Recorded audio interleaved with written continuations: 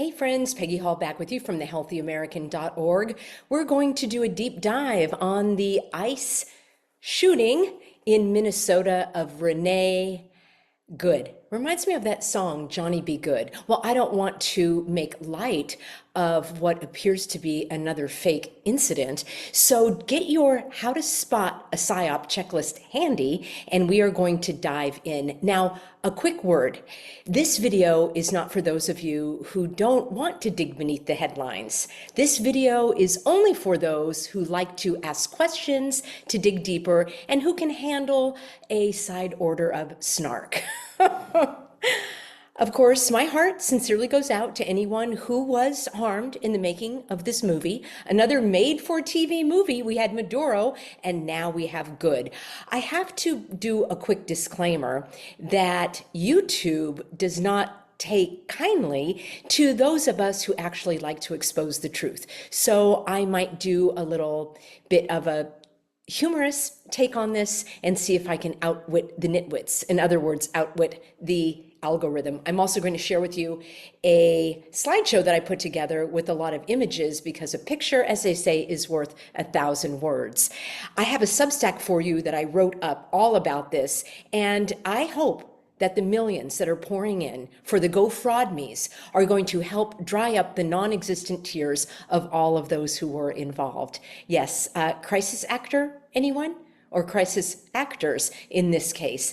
Now, if I am wrong, I will repent of my reporting. I will be the first to apologize. It absolutely would be horrible if federal agents fired upon unarmed civilians at what looked like a traffic jam. So I really am going to err on the side that this was either orchestrated, it was done on a green screen, it was done with AI, or just with a production studio in the middle of Minneapolis, not far, as we're told, from the George Floyd incident. And I guess people have forgotten all about George Floyd, so they had to come up with RENEE, Johnny Be Good.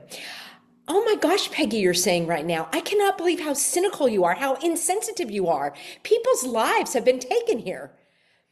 Friends, more than that has been taken. Our trust, our belief. I mean, you have to suspend your belief in order to believe what the mainstream media is dishing out. So get your how to spot a psy-op checklist handy. I have done several videos in this genre. In fact, I have a whole list here. And I, first of all, I feel compelled to once more give my disclaimer, because chances are someone will stumble across this channel and say, Peggy, they'll say a lot of things, but let me just say that not every single color or number or name or word or symbol or date or address is inherently wrong, bad, or evil. But when these things are placed in these incidents, in these events, repeatedly, intentionally, awkwardly, unnaturally, you probably will conclude, as I have, that those are done as calling cards. They are tells. And we can look at those and we can string together the clues to create evidence. Or you can remain ignorant. You can believe what the mainstream merry-go-round tells you, and you can live in fear, because that's exactly what the bad guys, the New World Disorder, that's exactly what they want to do. And again, I've answered these questions many times about psyops. For example, why would they do this? I have a video and a Substack all about that. How can they all be in on it?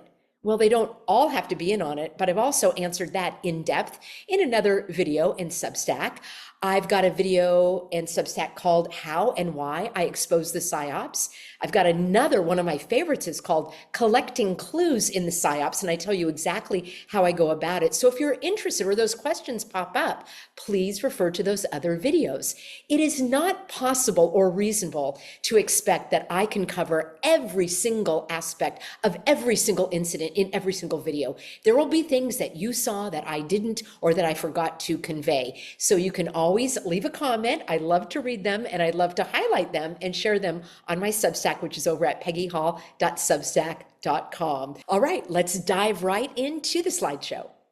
All right, friends, imagine just for a moment that you're an agent charged with scripting an event designed to create chaos, confusion, division, and disorder.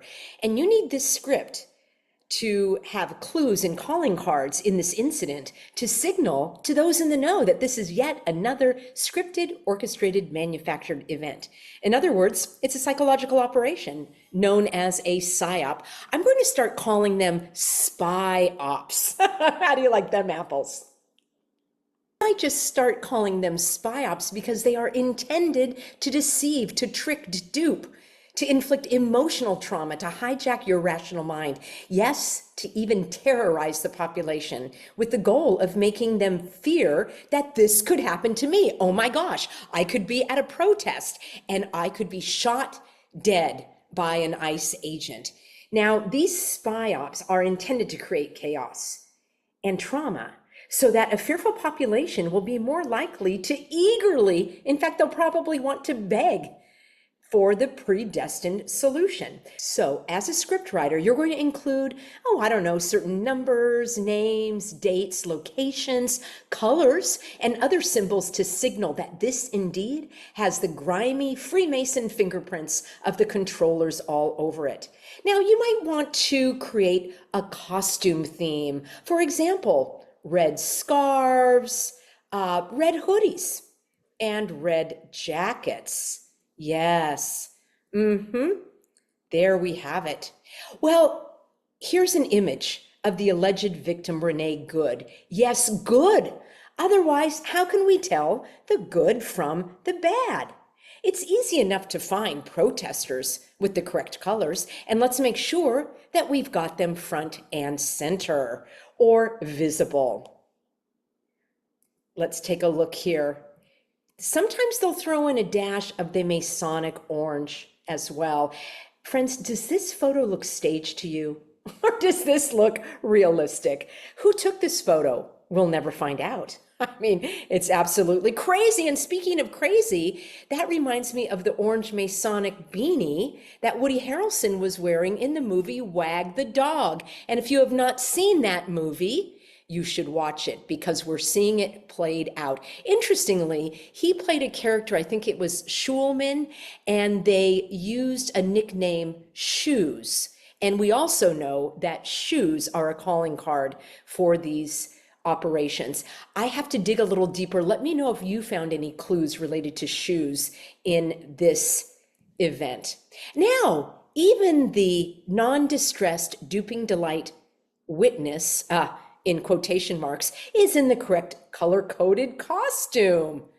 Let's take a listen to his testimony, and you tell me what you think about what he has to say. All right, friends, take a look. This video clip actually is 3 minutes and 33 seconds long. That's interesting. If you would, give me your name and kind of look over this way instead of at the phone. Sure. My name is Aiden Verzana. Can you spell those for me? Yeah, AIDANPERZ as in zebra. Friends, I also need to let you know that there is a lot of background noise and there's another woman that's going to be shouting, but I want you to take a look at his demeanor and how specific he is with his recall, almost as if he's reading a script. And you can also refer to the subtitles here if it's difficult for you to hear the audio. ANA. Okay. So just tell me in general, what did you see out here this morning? Well, I have a 1 month at home, so I was just getting up. He had woken me up and was getting dressed when I heard all of the horns and the whistles. And I'd heard horns pass through before as people follow ICE vehicles through the city, but they stayed. They kept going, and so I figured whatever was happening right outside. So I started watching through the window. And there was a red Honda Pilot, maroon. There were two people in fatigues, ICE agents, presumably. One was by the passenger side of the vehicle, one was by the driver's side of the vehicle. And there was a handful of black and white SUVs, license plates on some of them, front license plates removed, parked sort of kittywampus in the street. And I watched as a third person in, you know, full camo come and pull several times on the door handle, at which point the red vehicle reversed a few feet and started driving around, and the person who was by the driver's side originally, not the man who pulled on the door, but He sounds pretty bored and tired and exasperated trying to remember his script. who was originally there, shot through the driver's side window 3 times, and the car drove down the street a little bit more and then swerved into a car and then ultimately a telephone pole. All right, friends, I will leave a link for you in my Substack. You can watch that at more length, but I just wanted to get your viewpoint here, wearing the red jacket, sounding bored like most of these witnesses are. I mean, you gotta be kidding me. Lights, camera, action.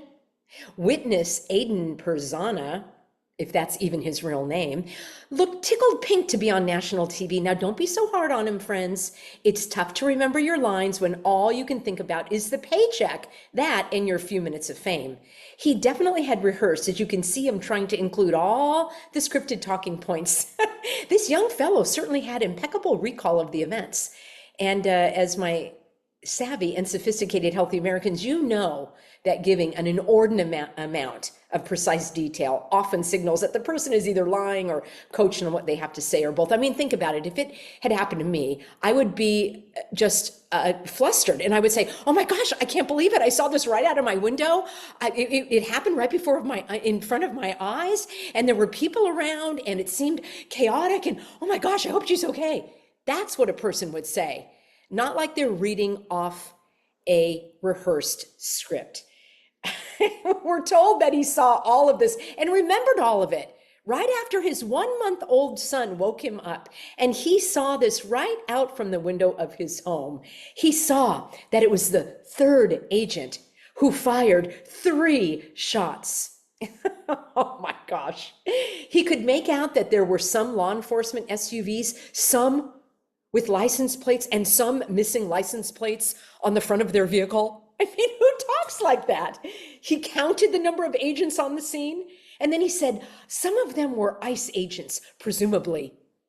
Now, in all my years of broadcasting, I don't know that I've ever used the word presumably like that in a sentence. It definitely sounded rehearsed. Oh my gosh.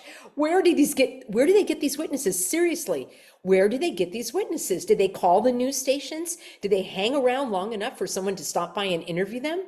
How can we verify that what he's saying is true? All right. Oh my gosh. Let's look at some of the other calling cards, details of this incident. So we're told that on January 7th, 2026, at about 9:30 a.m.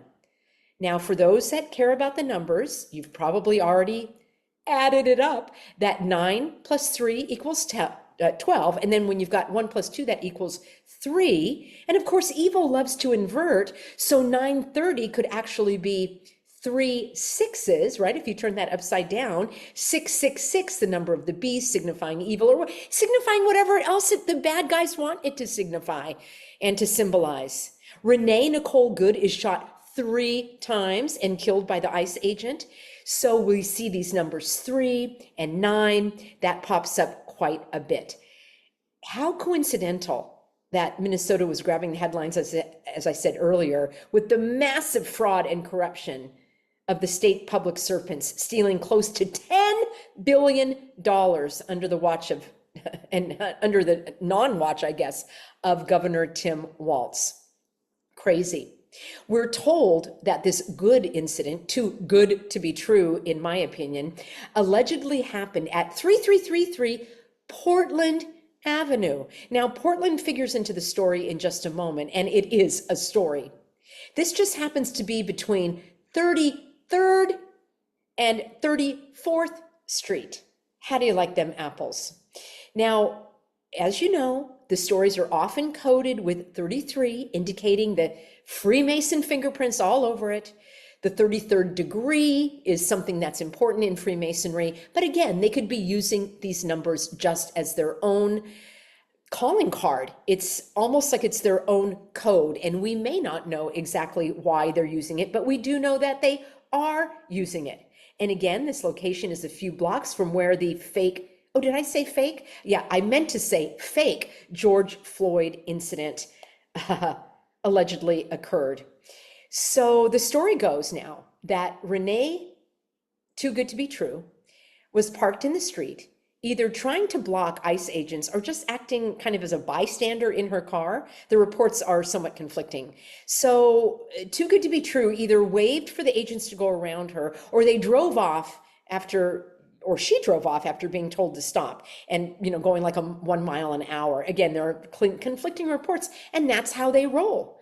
They want there to be confusion, and they, meaning the bad guys, the New World Disorder, the puppet masters, the controllers, there's confusion, conflicting reports, so that people will be riveted and distracted and divided.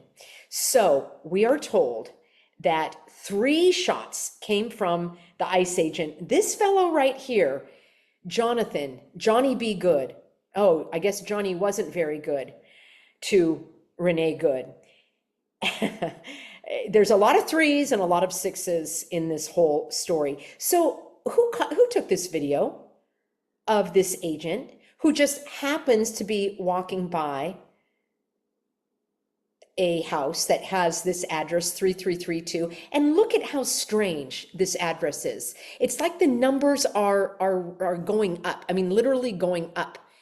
It's not even on there, stamped on there correctly. And it seems like a weird place for the address.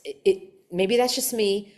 I'm not familiar with Minneapolis neighborhoods or green screens or movie production sets out there, but it was quite weird. Who took this video? Why would someone be videotaping this exact agent at this exact time?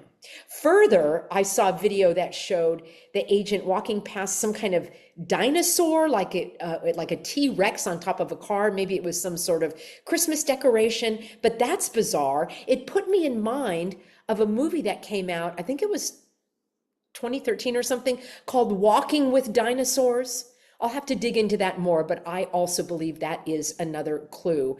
And of course, as some of my subscribers noticed, because you emailed me, that dinosaur happened to be a T-Rex, Rex meaning king, ruler, maybe even tyrant. So just putting those pieces together. Let's go on. Oh yeah, this address here makes me think of, even though it's 3332, it makes me think of 322, which, as you probably know, is the Skull and Bones, the Yale secret society. Now, this is weird. ABC News did a little blurb, and it said, the shot, it could all come down to 399 milliseconds. This is so bizarre that they would even publish this as a report. And we can see that 3 + 9 + 9 = 21. That's reduced to 3. And they write, that's the amount of time between the first 2 gunshots fired by an immigration and customs enforcement agent in the deadly shooting of a US citizen in Minneapolis Wednesday, according to an ABC News metadata analysis. Who would analyze that? Again, friends, these are the tells, the calling cards. Now, Hillbilly Vance, oh, come on. He wrote a book, well, someone wrote a book and put his name on it, called The Hillbilly Elegy. So he goes on to justify this shooting. Let's take a listen to what he says. What that headline leaves out is the fact that that very ICE officer nearly had his life ended, dragged by a car 6 months ago, 33 stitches in his leg. So you think maybe he's a little bit sensitive about somebody ramming him with an automobile? Did you hear that, friends? He said that the ICE agent who allegedly killed Too Good to Be True was a little bit sensitive because the officer nearly had his life ended, dragged by a car did you catch that? 6 months ago, 33 stitches in the leg. Friends, they're mocking and ridiculing you. Not you, but the ones who are too gullible to see what is clearly a psy-op. And you know what? I think it was June, July, August, September, October, November, December. So no, it was 7 months ago, but that wouldn't have worked very well with this story because they like to have their sixes and their threes. Gee whiz, it reminds me of when FBI Director Kash Patel said that it took 33 hours to track down Charlie Kirk's shooter and that he would see Kirk in Valhalla. And many of you know that is the name for the FBI Witness Protection Program and relocation area, as I understand it. These public serpents love to ridicule and mock the gullible. Now, wait, there's more. The following day, we're told that another ICE shooting took place in, you guessed it, Portland. Gee, that reminds me of the incident in Minneapolis that took place on Portland Avenue. Jeepers. I love how these script writers recycle places, especially when they're just fresh in your mind. Let's take a look at who was shot here, or allegedly shot. Oh, and there's Red, Jolly St. Nick. Oh, speaking of Nick and St. Nick, a Healthy American wrote to me and said, Peggy, I'm noticing a lot of names here that are being related. They gave Renee, too good to be true, the middle name Nicole. Very interesting because we've been hearing names like Nick, Nikki, Nicolas, Maduro, Nicole, Nicki Minaj. I don't even follow this stuff, but my Healthy American wrote and said, first we had Nick Reiner, allegedly murder his parents. And then Nicki Minaj apparently goes blank after calling J.D. Vance an assassin. I didn't hear that, but again, this is what someone wrote to me. Of course, Nicolas Maduro, or was it the twin of Saddam Hussein? Oh my gosh, I kind of get them confused. Abducted by US forces. And of course, here we have St. Nick. And the person who we're told has been breaking the story of the fraud in Minnesota is named Nick Shirley. Surely it's all a coincidence. Now, these are the people that we're told were shot in Portland. And one of the things on my checklist is when they use very strange names and very strange spelling of names, and usually a lot of names. So here we have Luis David Nino Moncada. And I'm not saying that you can't have several names in your name, but they normally do, they being the Vic Skims. And Yorlenis Betzabeth Zambrano Contreras. Now, more troubling to me than the names are the faces. Do you see what I see? Well, it looks like the same person, and they just did a little AI on this, and they said to AI, give the man who's supposed to look like a woman red hair, because that's what crazy people do. At least that's what we were shown in all of the previous mass events that never took place. They always looked like clowns, and maybe they were the court jester to distract us from the other things going on. Like, oh, I don't know, Trump's imperial march across the world, the train of the digital ID prison coming our way, maybe things like that, increased surveillance. But that's just speculation. But speaking of mocking the gullible, you gotta admit, this photo is absolutely bizarre. They look, the photos are not clear. Where did they get these images? It says it came from the Department of Homeland Security. So the people were shot and then they propped them up and the Department of Homeland Security took pictures of them. Where is this guy? In a warehouse? And this other guy that's got fake eyelashes on and drawn on eyebrows. It looks like the same image that was just somebody said to an AI prompt, put on eyelashes and eyebrows. I mean, you got to admit that your Lenny's does look rather manly. And we were told their ages were 33 and 32. Where have I heard that? 3332. Let's go on, shall we? Let's not forget that Oregon is the 33rd state. Well, this might be a little far-flung for some of y'all, but not for my savvy viewers, because Charlie Kirk, that's a bizarre picture. Well, it's the only one I could, not the only one, but the best, the most fitting one I could find with that Oregon shirt on, because I have to mention that Oregon is the home of Charlie Kirk's favorite sports team, the Oregon Ducks. And how many times over these last several months did we hear references to the Oregon Ducks? Now, I don't know if this was prior to Charlie going into his witness relocation program and they already did the plastic surgery. Some people thought he might have been wearing a mask all the time, because you have to admit, his features were rather, how do I put it delicately, remarkable. I'll use that word. Now, the non-grieving widow, Eric Kirk, a couple of days right after the shooting that never occurred, said, "My goodness, did he love the Oregon Ducks?" She said on September 12th, "He want me to say go Ducks. And since they play on Saturday, I have to say go Ducks."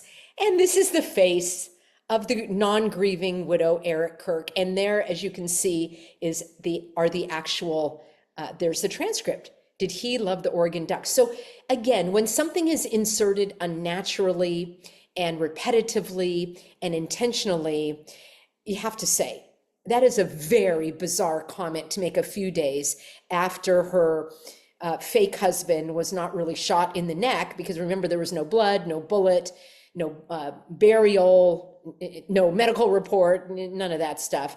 And you're intentionally inserting a reference to the Oregon Ducks with a huge smile on your face. Of course, that's absolutely natural. And let's not forget that Freemasons have the Royal Order of the Ducks. You can even purchase a little Freemason rubber ducky. Oh, they're out of stock. I guess they must be pretty popular, because they are all sold out. So anyhow, these are very bizarre, weird, strange signs and symbols of this coded operation that I think is too good to be true. So you can apply my How to Spot a Psy-op checklist, or a spy-op, because there probably are a lot of spies that are involved in this. And let's just go through it. A lot of these apply more to the mass events, but I think we can still see how many apply here. So the story gets an extraordinary amount of media and airplay, more so than what it should warrant.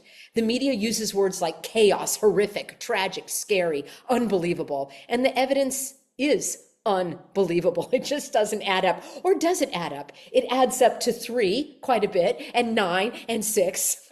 That's quite outlandish. The story is designed to elicit extreme and intense emotional response, creating fear, trauma, and terror. There's lots of confusing and conflicting information. The police and the fire response look off. Like in this case too, like there's too many of them. I mean, it looked too scripted. Or maybe not enough, like in the case in Lahaina and in LA, where you don't have any response in the fire department in that case. Often the authorities are new on the job. I need to dig in to see more about that in Minneapolis. It's usually in a place where they want to have changes or distractions, like distracting from the massive fraud.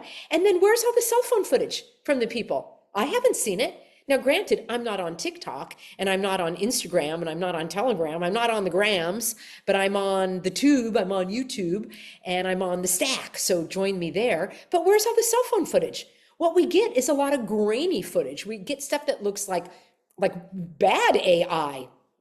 We're never told who takes these pictures or where they come from. The witnesses are not credible, as we saw. The victims of the families are laughing and smiling. There are strange names and spellings, as I showed you a moment ago. The images look fake, AI manipulated. Generally, there's no social media footprint of the victims, and often the family members that they're interviewing are aunts or grandparents or neighbors. In this case, with Too Good to Be True, there were like ex-husbands, but where were they? And where were the children? Oh, I forgot to mention, they conveniently gave the gay poet, Nicole, Too Good to Be True, 3 children, and the ages all added up as well to 3.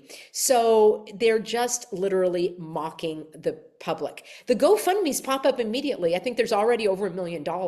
Why? I've never understood that, truly.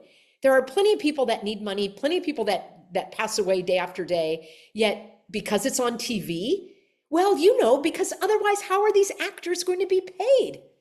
Now, I'm sure there are t-shirts. I know there are already little buttons that say, be good or something like that. Oh my gosh, you just can't make this stuff up. The candlelight vigil, I showed you a picture of that earlier in this broadcast. Sometimes these events occur on a special day or date. I thought it was interesting, was January 7th, the day after January 6th, which was a huge day from a couple of years ago. Another orchestrated event, in my opinion, usually to distract from something else. And lots of clues sprinkled throughout, the gestures, the symbols to communicate to those in the know. And sometimes it's colors, numbers, sometimes they talk about shoes, and they did all of that in this case. Lots of different theories pop up to keep the story going. Now, we did see some blood. I don't want to show you those images on the airbag, I guess, that's what it's called, an airbag in the vehicle. It remains to be seen if there's going to be a burial and a verifiable death certificate. We've never seen that with the Charlie Kirk incident. There will be some kind of visible physical memorial. There will be a movie of the week. Hey, we just saw the movie. And as always, always, always, the solution is to take away more of your freedoms. They said they're going to be going door to door looking for the illegal aliens. How do you like them apples? What's the end game here, friends? Well, it's elementary, my dear Watson. The message is clear. Do not aid any illegal immigrants or ICE will shoot you dead. That's the takeaway I got. Do not engage in community outlooks or lookouts or protests. Do not defy any federal agent. Sit down, shut up, do not make your grievances known to the government. That's one of the storylines here. Now, if you are interested in even a deeper dive, you can go, and I'll have this linked on my Substack. And this goes to a website by Miles Mathis. Now, I have read some of his articles. My Healthy Americans are sending me links to this. I can't vouch for the fellow. I don't know him, so I'm not like recommending it, other than take a look if you're interested. He does a deep dive on a lot of interesting things about the names, family members, much more on the symbolism. He does a very good assessment of the bumper stickers on Too Good to Be True's car, which has Missouri license plates, by the way, and the bumper stickers do not look like they belong to a lesbian poet, which is what we're told Too Good to Be True was. Now, I've already answered these questions, so please, if they're on your mind, rather than dropping that in a comment, just go to the video. And here, one is called, Why Would They Do This? How can they all be in on it? That's another one. How and Why I Expose the PsyOps, Collecting Clues in the PsyOps. This will educate you, give you information on how you can dig deeper. This is my Substack, peggyhall.substack.com. I've got hundreds of articles for you that I have written. This is where my research goes, so you can refer to it. You can leave a comment as a paid subscriber. Everything is absolutely free. And if you do want to subscribe, please do not subscribe on the Substack app, because they play funny business and they take a part of your hard-earned money. Much better if you'd like to support me, drop a check in the mail. Some of you send cold hard cash. I really appreciate it. And there is a link in the description box of this video where you can do so. I want to thank all of you for being on board, especially our moderators. I can't wait to read all your comments, and I will embed some of them in the article that will be published tomorrow, all about this story that is simply too good to be true. What say you?